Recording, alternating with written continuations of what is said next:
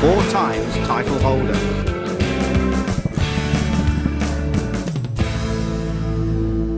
Hey everyone, and welcome back to the channel, where today we're going to be figuring out just how fast NASCAR's Garage 56 Le Mans Camaro truly is.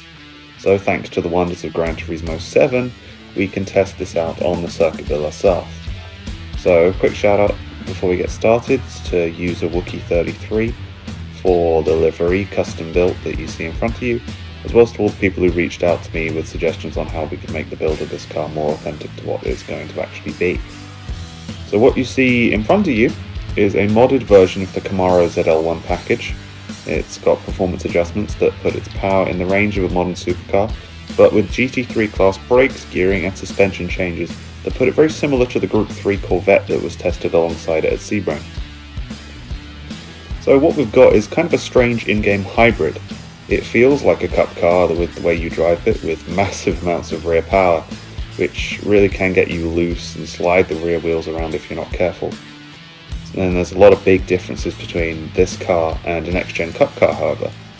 It's got a Le Mans spec which includes a 32-gallon fuel tank instead of 20. It's got canards and a larger rear spoiler, and a paddle shift sequential gearbox, with my most important change probably being the headlights, which cause the car to weigh in over 1,000 pounds less than the next-gen Cup Series Camaro.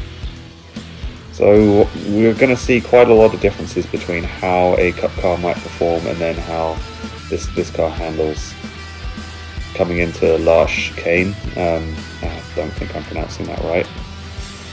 You can see that it's got a lot more acceleration. It's very similar to how you would drive one of the Le Mans Group 1 or LMP1 class hypercars in terms of some of the top speeds it can reach.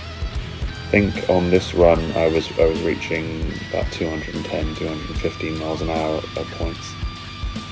Around the end of the first bit of Mulsanne straight there into La Florent-Dier chicane, one of those more recent additions to the Le Mans circuit. Wasn't always around. Back in the day, if you're a fan of Ford versus Ferrari, you'll have seen that big long straight through Mulsanne Kink, and there was just no chicanes, but of course they've added those 2 chicanes in recent years. Coming into Mulsanne Corner itself, you've got to be really careful when driving this car on the brakes, as it likes to try and get loose underneath you.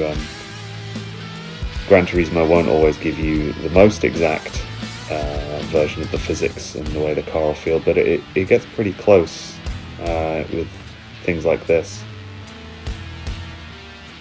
You see we come down, I'll go back straight there, coming up towards Indianapolis and Arnage.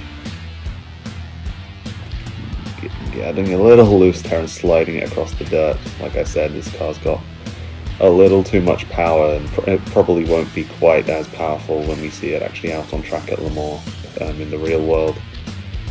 Some of the mods added to this thing give it, in the 900 brake horsepower range. It's more likely that we'll see a lot less than that if NASCAR do use their spec engine that they get instead of the Chevrolet small block V8.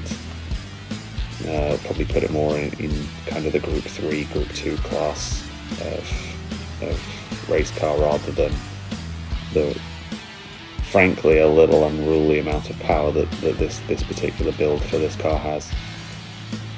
So we come around the Porsche curve there, trying to get on the gas as early as we can, but you've got to be a little gentle with this car. We come round to complete our lap of the Circuit de la Sarthe. That is the NASCAR Garage 56 NASCAR to Le Mans Chevrolet Camaro ZL1. All the details of the car can be found on Gran Turismo's Showcase and Explore pages. Thank you very much for watching, guys. Remember to leave a like and subscribe, and I'll see you next time.